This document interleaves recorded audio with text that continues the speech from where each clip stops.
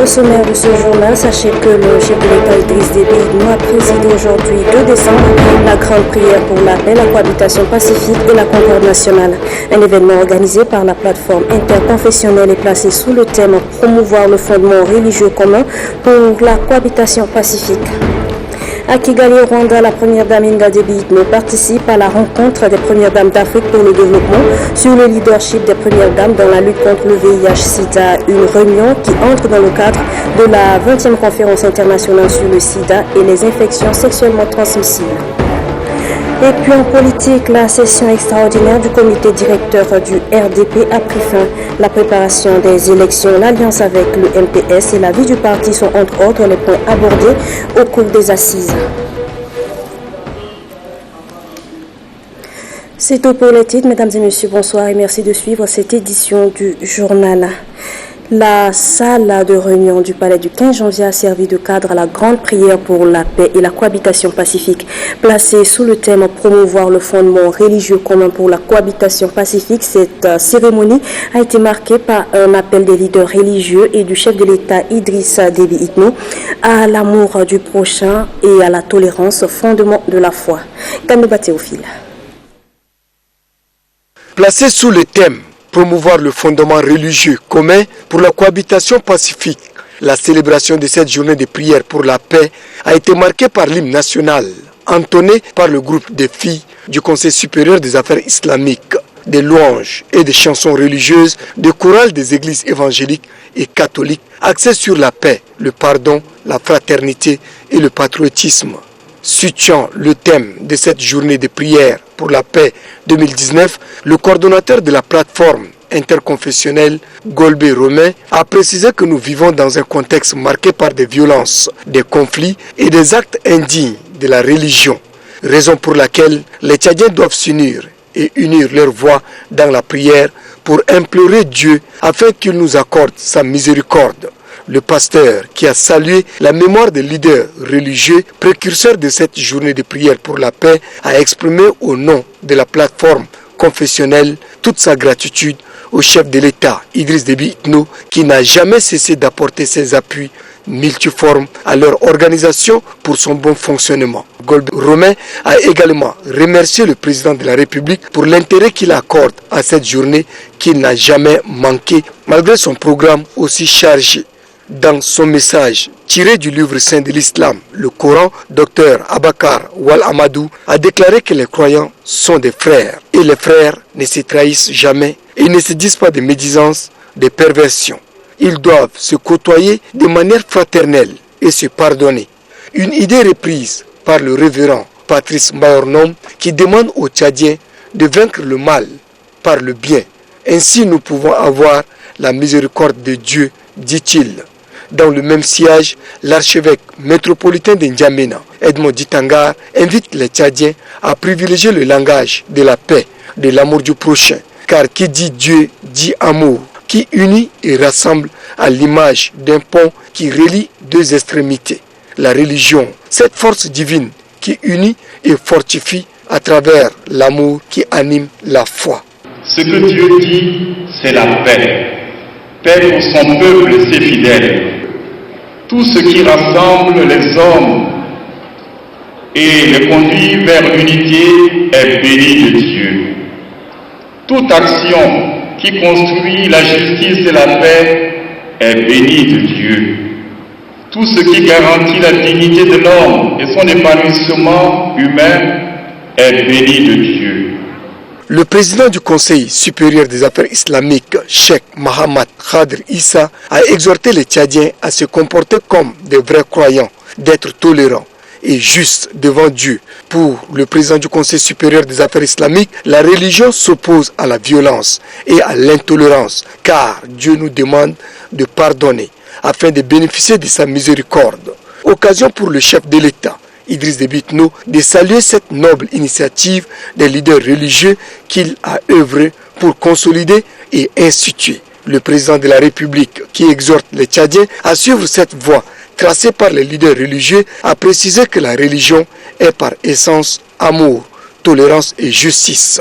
Lorsqu'elle s'éloigne de sa source et qu'elle se verse dans la déviance humaine, elle n'est plus ce qu'elle est. Dieu ne divise pas. Il ne fait jamais l'apologie de la haine et de la trahison.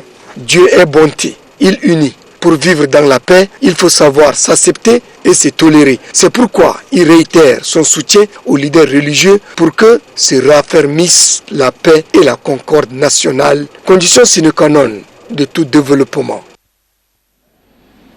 Au cours de cette prière pour la paix, le président de la République, Idriss Déby Itno, a réitéré son soutien aux leaders religieux pour cette noble initiative. Idriss Déby Itno a appelé les fidèles et tous les Tchadiens à se mettre au même diapason que ces hommes de Dieu pour consolider la paix au Tchad.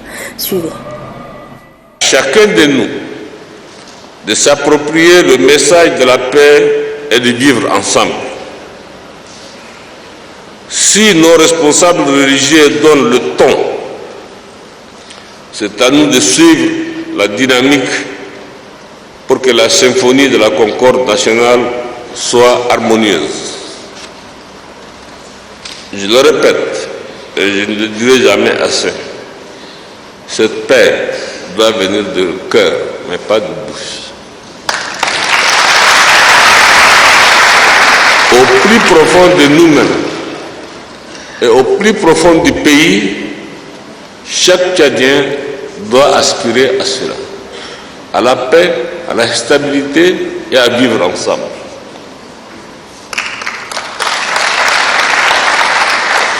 J'ajouterai à cela le terme justice. Il ne peut y avoir la paix sans la justice. Notre nation est encore vulnérable. Notre nation est encore fragile. C'est la raison pour laquelle tous les Tchadiens doivent trouver l'inspiration dans l'état d'esprit exemplaire de nos leaders religieux pour consolider les fondations de notre nation. En plaçant cette édition de la Journée nationale de prière pour la paix sous le thème « Promouvoir le fondement religieux commun pour la cohabitation pacifique ». Vous avez vu juste. Vous avez vu juste, car les premiers fondements communs de toutes les religions, ce sont la tolérance, l'amour de l'autre, la justice, lesquels constituent des valeurs puissantes d'une cohabitation sociale apaisée dans notre pays.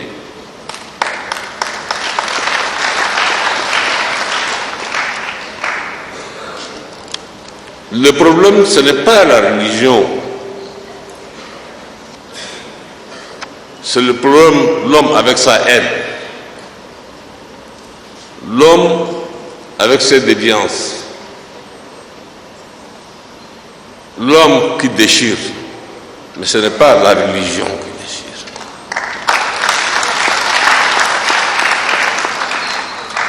déchire. D'ailleurs, c'est pour ça que dans tous les livres saints de toutes les religions monothéistes, Dieu n'a jamais commandé la haine, ni l'injustice. Dieu n'a jamais fait l'apologie de la division. Dieu n'a jamais vanté les actes qui nuisent à son prochain. Dieu n'a jamais prescrit de trahir aussi son pays.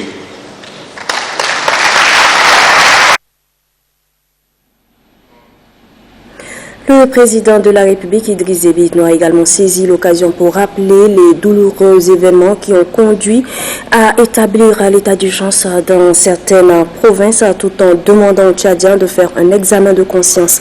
Le président de la République, Idriss Déby Itno, une fois de plus.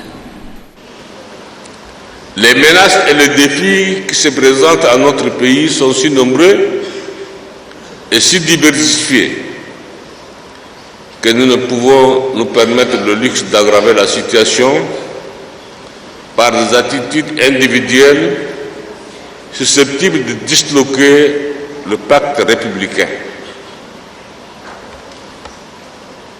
Les récents conflits intercommunautaires ont fait ressurgir les souvenirs douloureux des années sombres que nous avons connues. La réaction énergique du gouvernement a permis de ramener le calme dans les provinces affectées par les affrontements meurtriers de notre ère. Toutefois, la vigilance et la mobilisation de tous doivent être maintenues à un haut degré afin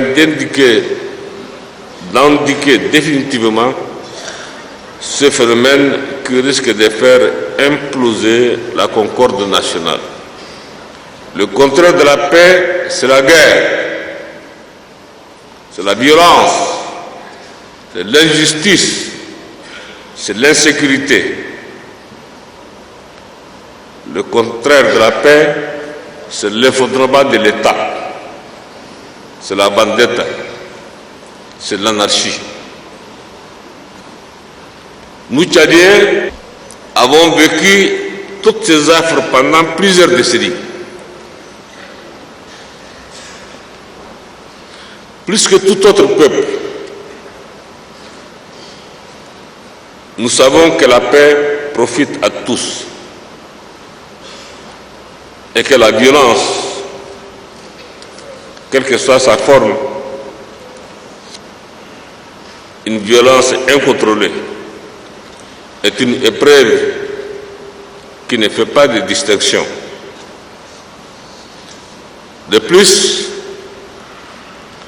ce qui se passe autour de nous, dans des pays autrefois stables, doit, s'il en est besoin, nous conforter dans l'obsession de sauvegarder coûte que coûte la paix, en concentrant l'ensemble des sacrifices inimaginables nécessaires pour préserver la paix, la justice. La journée de prière interconfessionnelle pour la paix et la cohabitation pacifique a également été célébrée à Ati dans le Bata. L'événement a été présidé par le gouverneur de la province, Aliou Adoum Abdoulaye. Reportage Mama Tayer de Benalour. C'est un grand moment, un moment sacré où les cœurs se sont convergés vers le Tout-Puissant Dieu pour l'invoquer afin de bénir davantage ces pays et le préserver de tous les maux. À l'entame de l'événement, le maire de la commune d'Ati, Abakar Moussa Kaïdala, s'est félicité du climat de confiance et de tolérance qui règne dans cette ville entre les fidèles des différentes confessions religieuses. La journée de la prière pour la paix et la cohabitation pacifique est une opportunité de mettre fin aux violences et que notre diversité culturelle constitue une richesse et non une source de division. Pour sa part, la présidente du comité d'organisation, par ailleurs préfet du département du Bata-Ouest, Fatima Boukar Kosei, a souligné l'importance du dialogue interreligieux pour la paix durable. Les groupes d'éloges et des chorales des 3 confessions religieuses ont chanté par séquence. Ils ont loué et invoqué le nom du Seigneur et l'ont remercié pour ses bienfaits à l'égard de notre chère patrie. Ces séquences sont entrecoupées de lectures des textes de différentes traditions religieuses et des prêches du responsable du Conseil islamique, ceux de l'Église catholique et de l'Église évangélique. Grâce à la prière, notre pays, le Tchad, restera à jamais en paix, dira le gouverneur Aliou Adoum Abdoulaye. Le public a également suivi un sketch de théâtre présenté par la troupe théâtrale Al-Afia de l'église luthérienne, mettant en exergue l'importance de la cohabitation pacifique. Ouverture officielle ce matin à Kigali au Rwanda de la rencontre des premières dames d'Afrique pour le développement OBDAD, placée sous le thème le leadership des premières dames d'Afrique dans la lutte contre le VIH et le sida. Cette réunion entre dans le cadre de la 20e conférence internationale sur le sida et les infections sexuellement transmissibles en Afrique, réunion qui a vu la présence de la première dame du Tchad, Hinda Déby Itno. Nassou Noditi. C'est le centre de convention de Kigali qui domine la capitale rwandaise qui a servi de cadre à l'ouverture officielle de la rencontre de haut niveau des premières dames d'Afrique placée sous le thème Leadership des premières dames d'Afrique dans la lutte contre le VIH et le sida. La cérémonie d'ouverture est marquée par plusieurs interventions. Elle est placée sous la présidence de la présidente en exercice des premières dames d'Afrique pour le développement OBDAD, Madame Antoinette Denis Sassou Nguesso. Souhaitant la bienvenue au Rwanda à ses 5 sœurs premières dames, la première dame du pays hôte, Madame Jeannette Kagame, a déclaré que l'urgence de la situation en matière de lutte contre le VIH et le sida exige une synergie d'action. Elle devait par la suite partager ses expériences en matière de lutte contre le sida à travers sa fondation Imbutu. Ouvrant les travaux, la présidente de l'OBDAD, Madame Antoinette Denis Sassou Nguesso, dira que le leadership des premières dames d'Afrique en matière de lutte contre le sida n'est plus une simple vue de l'esprit, mais visible et palpable au niveau national, régional, sous-régional et continental. Interviennent ensuite l'Ougandaise Winnie Byamina, la toute nouvelle directrice de l'ONU-SIDA et le directeur général de l'Organisation mondiale de la santé OMS, Dr Adhanom Ghebreyesus. Ces deux hauts responsables onusiens ont à l'unisson salué l'implication des premières dames dans la lutte contre le sida et promis l'appui de leurs institutions respectives à l'OBDAD. Ensemble, bâtissons une Afrique en bonne santé et plus forte, a conclu le numéro 1 de l'OMS. 7 panélistes, à savoir Hinda Déby Itno, première dame du Tchad, Néo Diane Massissi, première dame du Botswana, Aïssata Mahamadou Issoufou, première dame du Niger, Rebecca Akufo-Addo, première dame du Ghana, Jeannette Kagame, première dame du pays hôte, Dr Catherine Sozi, directrice régionale de l'ONU-SIDA pour l'Afrique orientale et australe, et Dr Donald Kaberuka, président du conseil d'administration du Fonds mondial de lutte contre le sida, la tuberculose et le paludisme, ont entretenu l'assistance sur les principaux déterminants de la propagation du VIH-Sida. La panéliste Hinda Déby Itno a brillamment développé à l'assistance le procédé d'enrimer le programme focalisé sur le mariage des enfants au programme de prévention et de traitement du VIH. À partir de l'expérience du maintien des filles à l'école initié par la Fondation Grand Cœur, la première dame soutient que l'éducation reste et demeure le véritable rempart au sida. Un adolescent éduqué saura comment se protéger du VIH, a-t-elle précisé.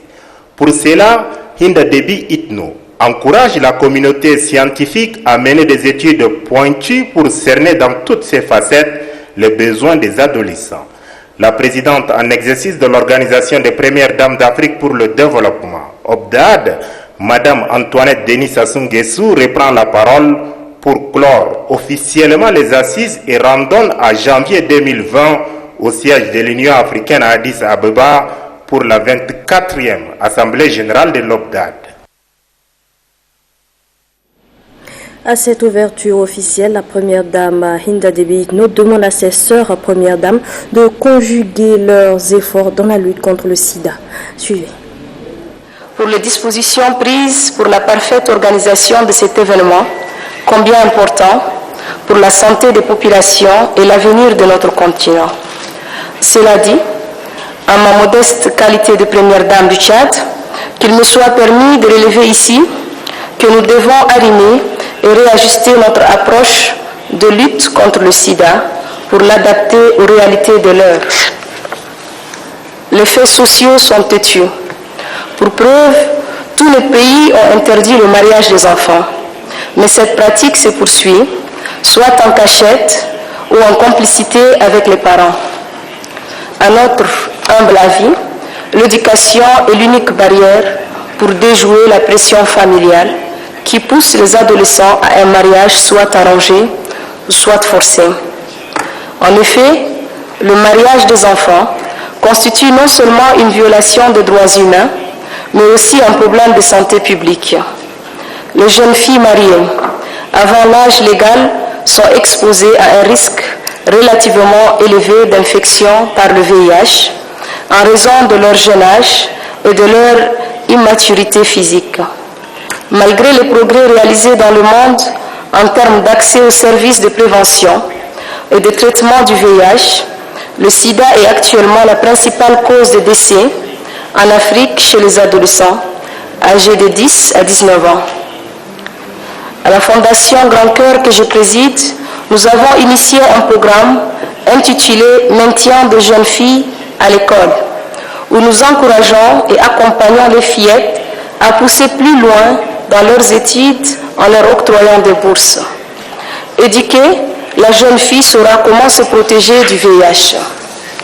Il est également impérieux de mener des études pointues pour cerner dans toutes ses facettes les besoins des adolescents à l'effet d'érayer le mariage des enfants et par ricochet accommoder nos programmes de prévention et de traitement du VIH. Mieux, nos programmes de lutte contre le VIH doivent prendre en compte le volet autonomisation des filles. Nombre de pays élaborent des stratégies, des plans d'action et des campagnes au niveau national afin d'aborder la question du mariage des enfants au sein de plusieurs secteurs, notamment la santé, l'éducation, l'emploi et la justice. Aussi, il est primordial que les programmes sur le VIH soient liés à des initiatives multisectorielles pour mettre fin au mariage des enfants, en particulier les programmes axés sur les interventions en matière de santé sexuelle et reproductive pour les adolescentes et leurs partenaires sexuels. Bref, si nous voulons être des leaders en matière de lutte contre le VIH dans nos pays respectifs, il ne nous reste plus qu'à imbriguer programme mariage des enfants, prévention et de traitement du VIH, car l'attelage ici est possible et la lutte aisée à nos yeux. Avant de participer à cette rencontre, la première dame du Tchad, Hinda Déby Itno, a rencontré les étudiants tchadiens en terre rwandaise. Elle leur a prodigué de sages conseils. Nasson Ouditi.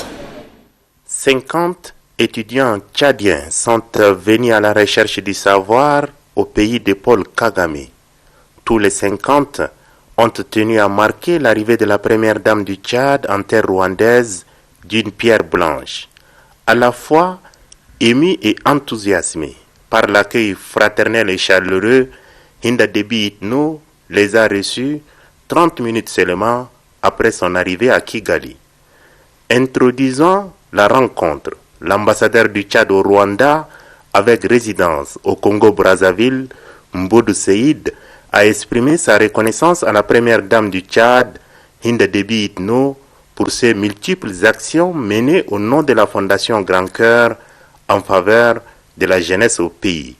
Et cette rencontre, dira-t-il, entre en droite ligne des activités de bienfaisance accomplies au Tchad.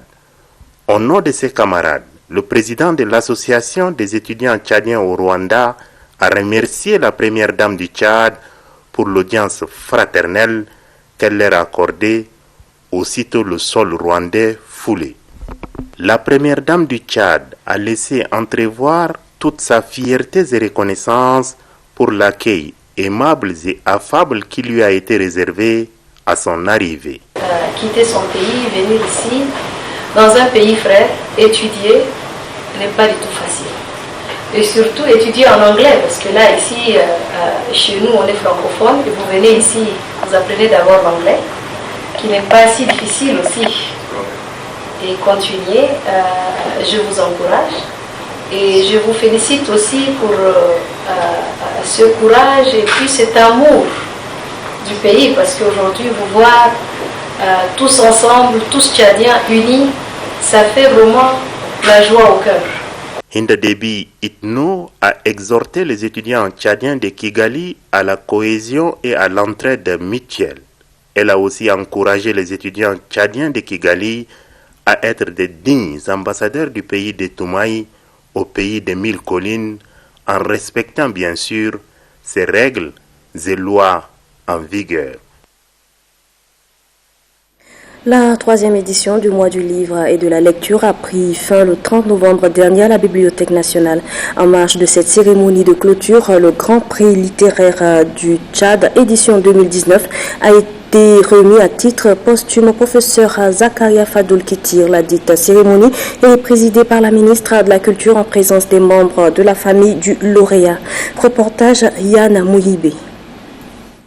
C'est dans une ambiance assez pesante que s'est déroulée cette cérémonie de remise du Grand Prix littéraire du Tchad, édition 2019. Car en 3 éditions, c'est la première fois qu'un lauréat disparaît à quelques jours seulement de recevoir son prix. Distingué pour la pertinence de ses ouvrages, professeur Zakaria Fadoul Kidir s'est éteint le 24 novembre 2019. Et en l'absence du grand lauréat, c'est son fils Fadoul Zakaria Fadoul qui reçoit les distinctions. Au nom de la grande famille, le frère cadet du lauréat, Zakaria Fadoul Kidir Junior, a exprimé toutes ses reconnaissances aux initiateurs du Grand Prix littéraire du Tchad qui ont rendu un grand hommage à son frère. Pour Madeleine Alingué, ministre du Développement touristique, de la culture et de l'artisanat, le professeur Zakaria Fadoul Kidir, qui a consacré toute sa vie à la recherche, mérite cette distinction. Plusieurs qualités ont permis de faire ce choix du professeur Zakaria Fadoul Kidir. Tout d'abord, tchadien, on le savait, une personnalité affable, généreux, un homme gentil, mais également un homme engagé, humaniste, un homme de paix, digne, intègre, à l'écoute de son entourage, à l'écoute de ses étudiants, à l'écoute de ses concitoyens. À travers les témoignages, lecture des extraits de quelques ouvrages du regretté, la communauté universitaire et la famille des écrivains ont rendu un hommage très appuyé au feu Zakaria Fadoul Kidir. La ministre de la Femme, de la Protection de la Petite Enfance et de la Solidarité nationale, Dr Jalal Arjun Khalil, a fait une déclaration ce matin. Déclaration relative à la Journée internationale des personnes handicapées, édition 2019. Suivez. Placé sous le thème « Promouvoir la participation des personnes handicapées et leur leadership ». Ce thème met l'accent sur la pleine participation des personnes handicapées pour un développement inclusif, équitable et durable. Conscient de ce problème, le gouvernement s'est engagé à valoriser le capital humain en mettant l'accent sur le développement des ressources humaines et l'amélioration des conditions de vie des groupes vulnérables. Aussi, dans le souci de se conformer aux engagements auxquels il a souscrit, le gouvernement du Tchad s'est doté d'une politique multisectorielle prévoyant la mise en place des structures pour leur épanouissement et des mécanismes d'incitation à l'embauche afin d'adopter des infrastructures aux besoins spécifiques des personnes handicapées. La commémoration de la Journée internationale des personnes handicapées nous offre l'occasion de sensibiliser et de mobiliser les citoyens autour des enjeux fondamentaux liés à l'insertion des personnes handicapées dans la société et leur participation au développement. Point il n'a besoin de le rappeler que tout être humain a des aptitudes lui-même permettant d'apporter sa contribution à l'édification d'une nation prospère et respectueuse des droits. Aussi, les personnes handicapées ne sauraient être un motif d'exclusion sociale. La Convention relative aux droits des personnes handicapées a fait progresser les droits et le bien-être des personnes handicapées dans la mise en œuvre des programmes du développement durable 2030. C'est dans cette logique que son Excellence, Monsieur le Président de la République, chef de l'État, chef du gouvernement, Idriss Déby Itno, avait clairement mentionné que le gouvernement devrait tout faire pour garantir vos droits dans l'égalité et la dignité humaine par des actions multiformes pour favoriser une réelle participation des personnes handicapées dans le programme et les projets de développement du pays. Justement, prélude à cette journée, l'Union des personnes handicapées du Tchad, en collaboration avec ses partenaires, a organisé une conférence débat. Le thème retenu est enjeux, défis et perspectives de la mise en œuvre de la Convention internationale des droits des personnes handicapées au Tchad. Abdoul Kioul. Au Tchad, des dispositions juridiques sont prises pour la protection des personnes handicapées, notamment la ratification de la loi portant la Convention des droits des personnes handicapées. À ces échanges, l'Union des personnes handicapées du Tchad plaide auprès des autorités pour la mise en œuvre effective de ces lois qui peinent à se concrétiser. Et en lieu et place de préjugés, la CDPH recommande plutôt la promotion des mérites, des compétences, des aptitudes des personnes handicapées dans leur milieu familial, dans leur milieu de travail et sur le marché du travail. Les conférenciers qui insistent pour l'application stricte des tests portant protection des personnes handicapées sollicitent l'implication des organisations non gouvernementales qui militent pour les droits humains. Les organisations de la société civile, les services publics et privés, les personnes handicapées doivent s'engager pour que tous les secteurs, à savoir la santé, l'éducation, la protection sociale, les transports et le logement, à tous les domaines, on doit faire en sorte que la personne handicapée, ses droits soient respectés. Que ce soit dans la construction des bâtiments, que ce soit les services publics. Outre thème abordé, genre et handicap, pour les panélistes Roi Goto et Enoch, l'on est appelé à promouvoir la dignité et à interdire les discriminations fondées sur le handicap. Fin des travaux de la session extraordinaire du comité directeur du Rassemblement des démocrates pour le progrès. Dans leurs travaux, les membres du dit comité ont planché sur la préparation des élections, l'alliance avec le MPS et la vie du parti. Des résolutions et des recommandations ont sanctionné les travaux. Adef Amat Benrama.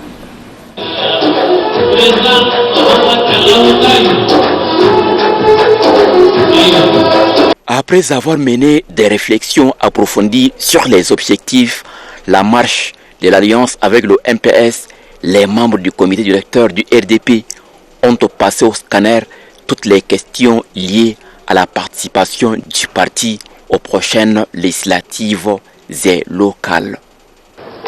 J'exhorte le président national à poursuivre l'application de l'accord d'alliance de 2016 avec le MPS dans l'intérêt bien compris des deux partis. Au titre du bureau exécutif, renforcer et redynamiser les structures du parti en perspective des élections futures.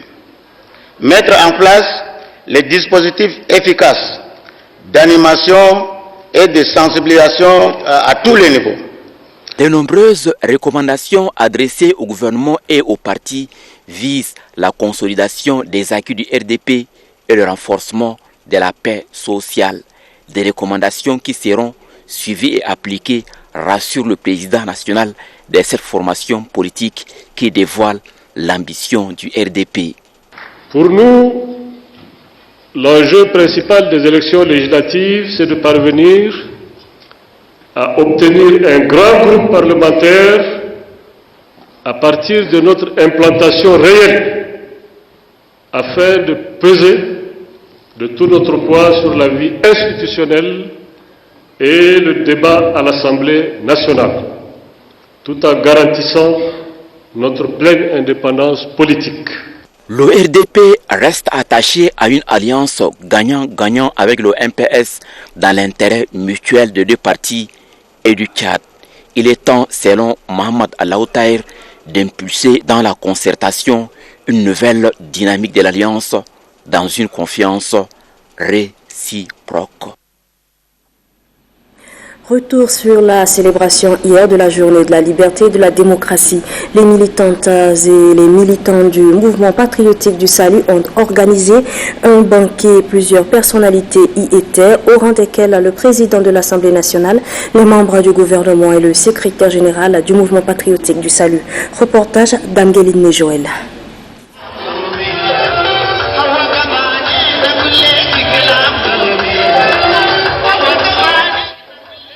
Le succès dans la tenue des festivités, la 29e édition de la Journée de la Liberté et de la Démocratie, mérite une célébration digne de ce nom. C'est ainsi que les responsables des organes, tant centraux que décentralisés, du mouvement patriotique du salut, avec à leur tête le secrétaire général national, Mamadzen Bada, ceux des partis alliés, se retrouvent dans les beaux jardins de l'hôtel Radisson Blu. Le président du comité d'organisation se félicite de la mobilisation des militantes et militants et de la confiance placée en sa personne. Ces dates commémoratives d'une étape glorieuse de notre histoire soulignent aussi la maturité et l'éveil des militantes et militants au sortir du 8e congrès extraordinaire du mouvement patriotique du salut.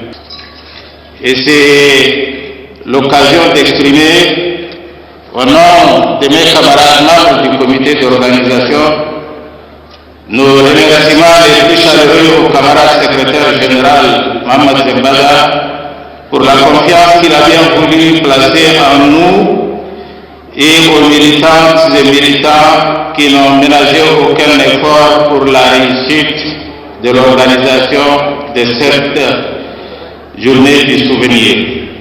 L'occasion tout indiquée pour le secrétaire général national de dresser le bilan des réalisations faites par le président fondateur Idriss Déby Itno, lesquelles réalisations ont permis au Tchad de se mettre sur les rails du développement. Pour des perspectives meilleures, des grandes annonces sont faites, notamment celles portant réforme des organes et de désignation de représentants du MPS. Le secrétaire général national invite ses camarades de rester en ordre de bataille pour affronter les élections à venir. Rendez-vous est pris pour le 1er décembre 2020 pour la célébration du trentenaire de la journée de la liberté et de la démocratie. À Pala, chef-lieu de la province du Mayo-Kébi-Ouest, c'est le gouverneur Adoum Forte Amadou qui a présidé les festivités marquant le 29e anniversaire de la journée de la liberté et de la démocratie. Le film de la cérémonie avec Nelbe Nestor. Tôt le matin, la place de l'indépendance de Pala a été prise d'assaut par les composantes de la société du Mayo-Kébi-Ouest. Dans une communication de cœur, ils sont venus célébrer la 29e journée de la liberté et de la démocratie. Après la levée des couleurs et le passage en revue des troupes, le gouverneur du Mayo-Kébi-Ouest, Adoum Forte Amadou, a déposé une gerbe de fleurs au monument aux morts. L'instant est solennel, car il rappelle le sacrifice suprême de nos martyrs tombés glorieusement sur le champ d'honneur.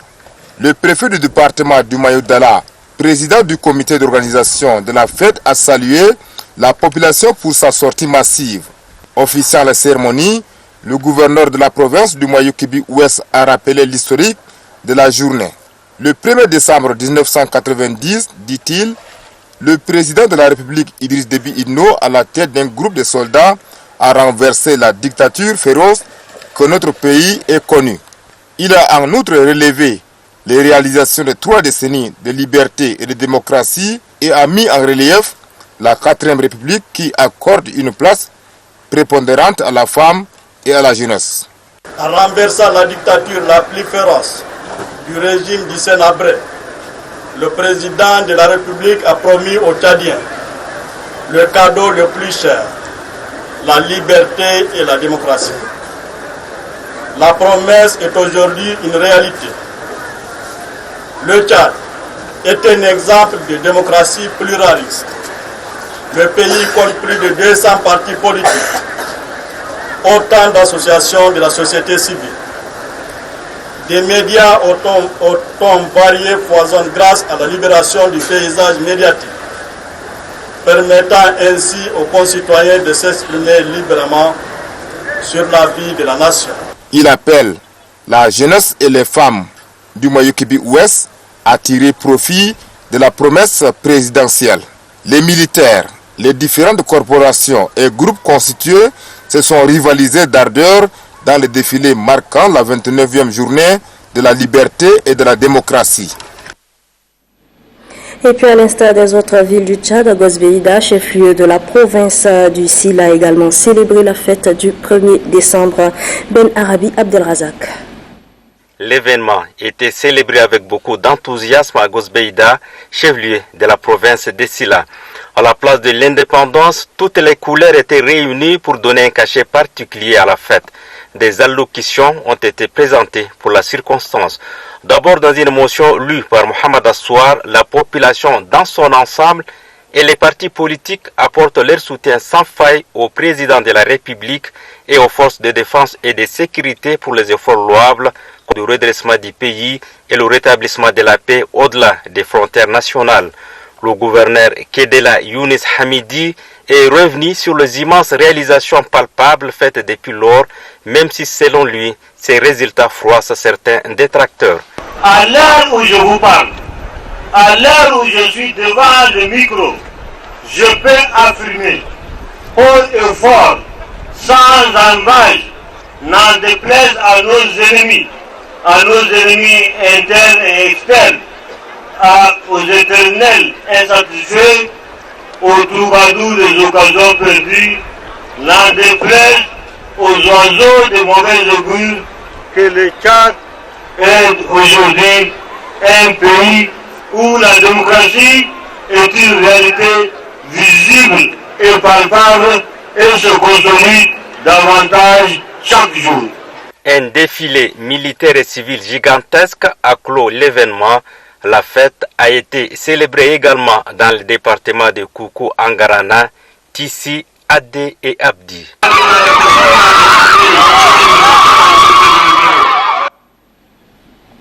L'an 29 de la journée de la liberté et de la démocratie a été aussi célébrée à Massénia dans le Chariba-Guirmi, une cérémonie qui s'est déroulée à la place publique en présence du gouverneur Aboubakar Djibril Aboubakar. Damgelidne Joël.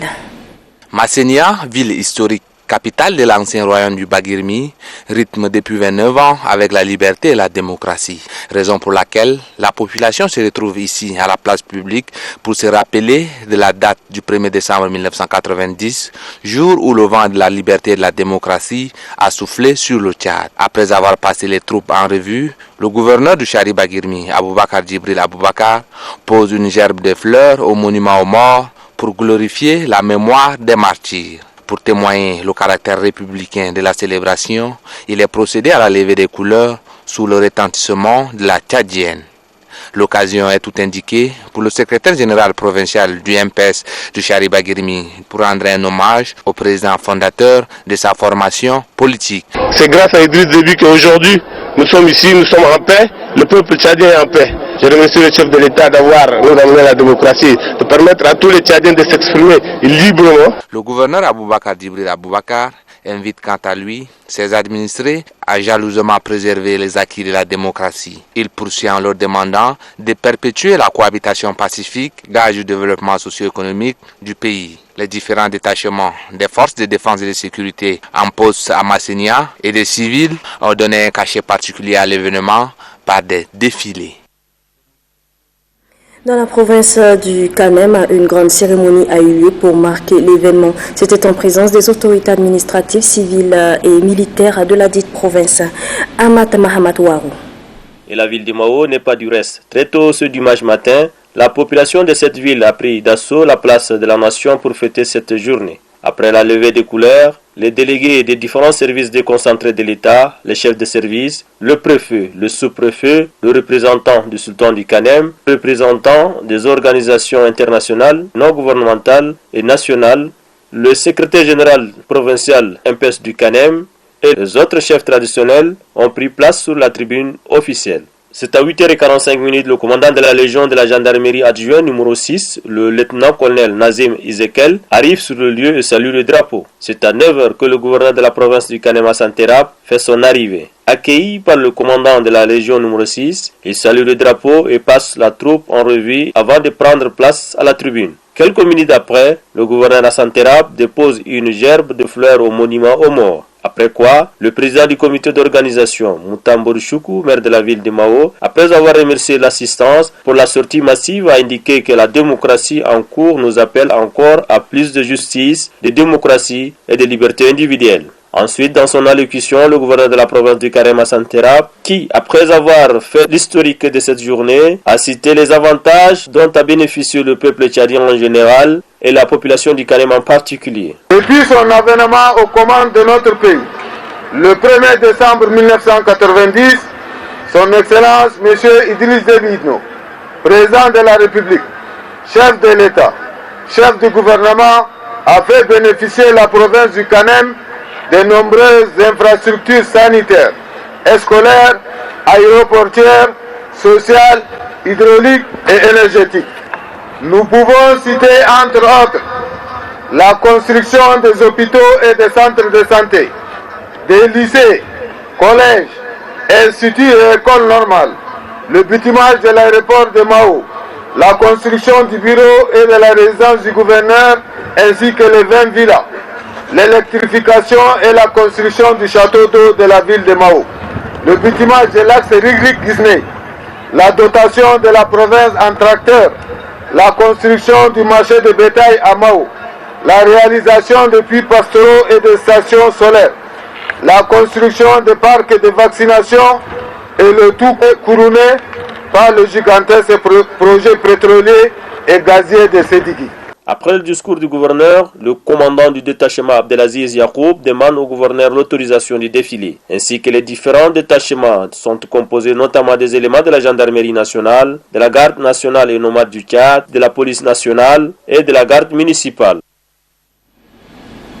Même son de cloche du côté de Faya où les militants du MPS et ceux des partis alliés ont célébré la journée de la liberté et de la démocratie. La cérémonie a été présidée par le secrétaire général de la province du Borkou, Dido Adoumakim. Très tôt le matin, les autorités administratives, civiles et militaires de la place ont pris d'assaut la place blanche de Faya pour la célébration du 29e édition de la journée de liberté et de la démocratie. La cérémonie est ouverte par le passage en revue des troupes par le secrétaire général de la province du Borkou, suivi du dépôt des gerbes en l'honneur de nos martyrs. Adoum Wardougou Wiche, président du comité d'organisation, dans son propos, a tenu à remercier tous ceux qui n'ont ménagé aucun effort à la réussite de cette fête. Le secrétaire général de la province du Borkou, Abakari Sena Didigui, représentant le gouverneur, a dit que cette date mémorable a mis terme au pouvoir dictatorial qui se sont succédés dans notre pays, avant d'inviter la population du Borkou à une synergie d'action pour démanteler les réseaux terroristes ou des bandits des grands chemins qui sévit dans la province du Borkou et ses environs. Cette cérémonie a pris fin par un grand défilé, à savoir les éléments de la zone de défense et de sécurité numéro 7, la gendarmerie nationale, la garde nationale et nomade du Tchad, la police nationale, les partis politiques et les élèves de différentes écoles. La place de l'indépendance de la ville de Koumra dans le Mandoul a également servi de cadre à la célébration du 29e anniversaire de la journée de la liberté et de la démocratie. Les détails avec Ditangé Ngueta Félix.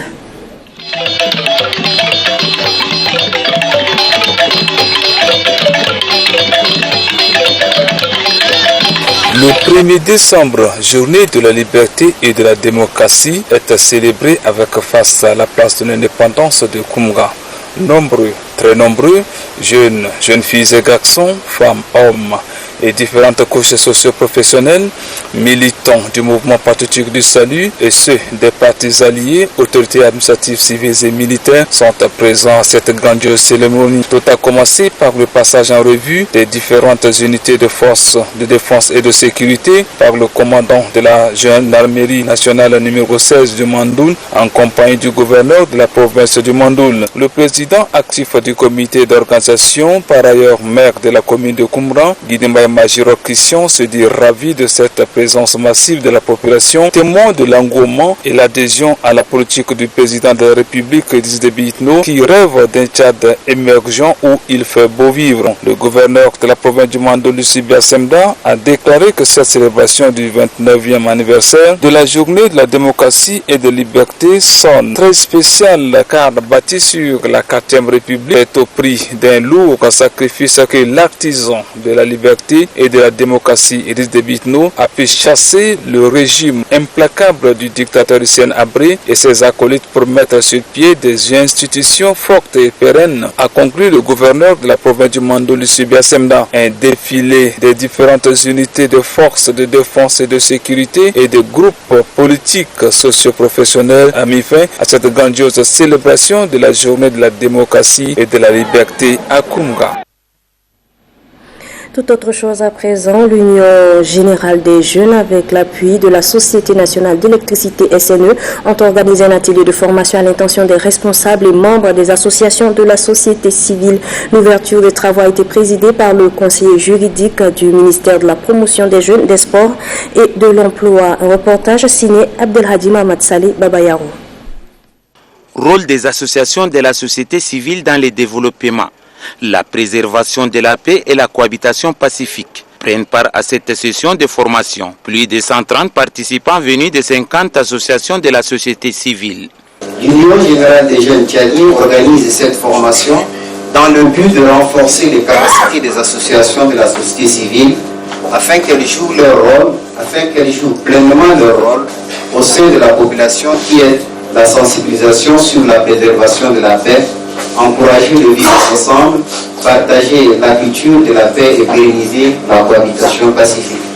Le directeur des ressources humaines de la Société nationale d'électricité SNE a mis l'accent sur le rôle de la société civile. Ce que nous devons rechercher vivement dans les différents quartiers, dans nos familles et dans nos différentes villes, c'est la paix. La paix est indispensable. Ouvrant les travaux, les conseillers juridiques du ministère de la Promotion des Jeunes, des Sports et de l'Emploi représentant les ministres des tutelles a salué l'initiative. Nous, ministère de la Jeunesse, serons toujours à vos côtés pour vous accompagner et soutenir les différentes actions qui contribueront au développement de la jeunesse. Le président de l'Union générale des jeunes tchadiens, Ali Fadil Guiterke, a pour sa part lancé un vibrant appel au gouvernement, aux grandes institutions et aux opérateurs économiques ainsi qu'aux partenaires du pays à soutenir les actions de la société civile. Sachez également que du 4 au 6 décembre prochain, N'Djamena abritera la 34e conférence internationale des barreaux de tradition juridique commune. Prélude à cet événement, le Centre international en Afrique des avocats francophones et le barreau du Tchad forment les jeunes avocats sur plusieurs thèmes. Angalto Clock nous en parle. Face à l'évolution et aux problématiques que pose le droit, les jeunes avocats venus de l'extérieur et ceux du Tchad suivent une formation continue de 2 jours.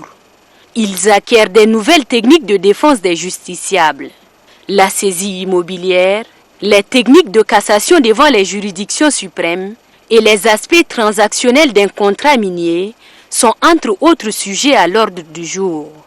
Le but est bien évidemment d'améliorer la prestation des avocats. Une action désormais devenue une tradition en prélude à la conférence internationale des barreaux de tradition juridique commune. Il est donc évident qu'au niveau professionnel, nous puissions être capables de nous conformer, sinon de nous adapter en permanence aux nouvelles exigences de notre époque. Selon les textes, le métier de l'avocat exige la rigueur, les compétences et la curiosité. Raison pour laquelle le président de la conférence internationale des barreaux conseille aux apprenants la responsabilité dans l'exercice de leurs fonctions. Une incompétence dans l'utilisation de nos outils est dangereuse. Et assumer cette responsabilité commence par fauter le moins possible. Et donc se former. C'est grâce au soutien de l'Organisation internationale de la francophonie et de l'Ordre des avocats tchadiens que cette formation est rendue possible. Et voilà, mesdames et messieurs, c'est la fin de cette édition du journal. Merci pour votre fidélité et très bonne suite de programmes sur Télé Tchad.